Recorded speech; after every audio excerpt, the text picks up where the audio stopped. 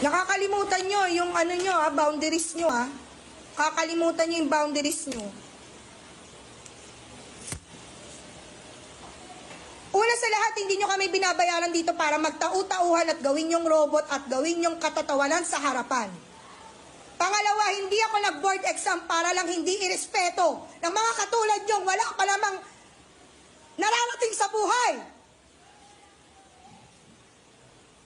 Ang kakapal ng mga mukha nyo.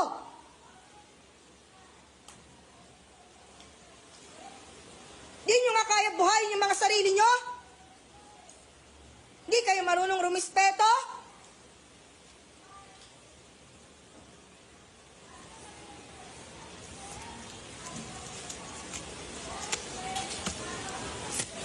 Mag-board exam din kayo para malaman nyo kung hanggang saan kayo.